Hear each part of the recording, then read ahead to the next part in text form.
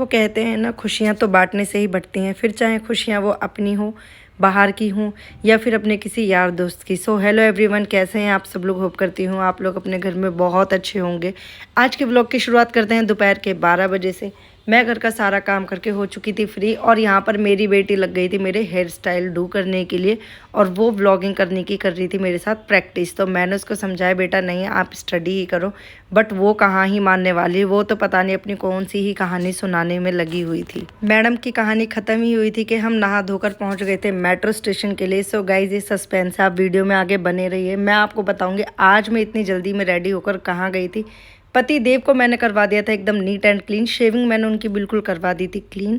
और देखिए आप लुक भी उनका देख सकते हैं कितने ही वो अच्छे लग रहे हैं। आज तो मुझे वो बहुत ही प्यारे लग रहे थे। हम सब लोग रेडी होकर बैठ चुके थे मेट्रो में और निकल चुके थे अपने सफ़र करने के लिए। कहते हैं ना, रास्ता जितना लंबा होता है हमें भूख भी उसी के साथ लग जाती है। हम पहुंच चुके थे फाइनली कीर्तिनगर मेट्रो स्टेशन पर। यहाँ पर लग चुकी थी कुहू को भूख, तो हस्बैंड ने लेकर दी उसको पानी की बॉटल, एक लिम्का और कुरकुरे, क्योंकि मेरी बेटी को हो जाती है मेट्रो में या फिर किसी भी ट्रेवल में वोमिटिंग की प्रॉब्लम। और मैंने ले लिया था यहाँ पर चॉकलेट मिल्क।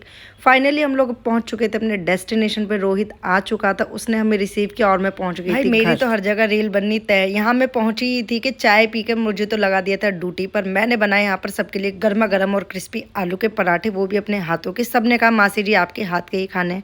देन उसके बाद मैंने लगाया पैक और फाइनली मैं होने लग गई थी रेडी, क्योंकि आज हमें अटेंड करना था एक बहुत बड़ा प्रोग्राम जो हमारे फैमिली का स्पेशल प्रोग्राम था। सो गाइज आप बने रहिए, मैं आपको ज़रूर बताऊंगी कि मैं रेडी होकर कहाँ गई थी। गाड़ी में हम लोग बैठ चुके थे, कुहू रेडी हो चुकी थी, मोहित यहाँ पर कर रहा था ड्राइविंग, और फाइनली मैं पहुँच चुकी थी अपनी लोकेशन पर जहाँ पर था हमारा प्रोग्राम। सच में एंट्री में डेकोरेशन ही इतनी अच्छी थी कि जाने का दिल तो ऑटोमेटिकली कर ही जाएगा। अंदर की डेकोरेशन देखकर तो मेरे होश ही उड़ गए थे, बहुत ही अच्छा डेकोरेट किया था। और ये थी आज की हमारी होस्ट जो पार्टी को होस्ट कर रही थी। देन फाइनली अब मैं आपको यहाँ पर रिवील कर ही देती हूँ कि आज था हमारे लड्डू का birthday.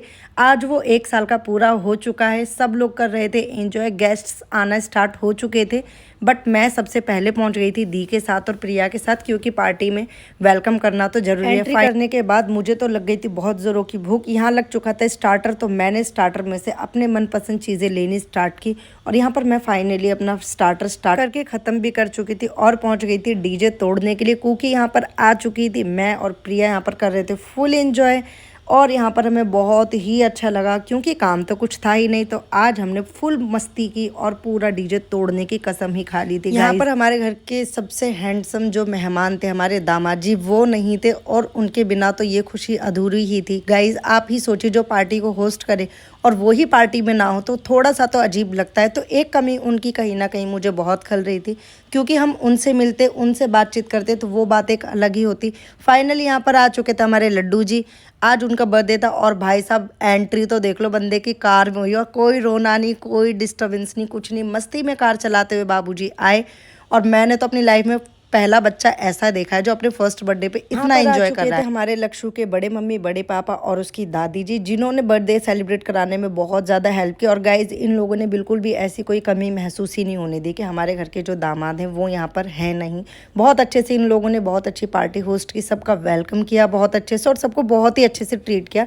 So I was so impressed कि भाई इतनी अच्छे से कोई किसी का वेलकम भी कर सकता है और इतने प्यार से गेट टुगेदर कर सकता है। देन उसके बाद हम लोगों ने टेस्ट किया केक, क्योंकि केक टेस्ट करना भी एक बहुत बड़ा टास्क होता है। गाइज इतने सारे लोग कुछ करने नहीं आते बर्थडे पे, सिर्फ वो केक ही टेस्ट करने आते हैं, और केक वाकई में ही बहुत ज़्यादा टेस्टी था।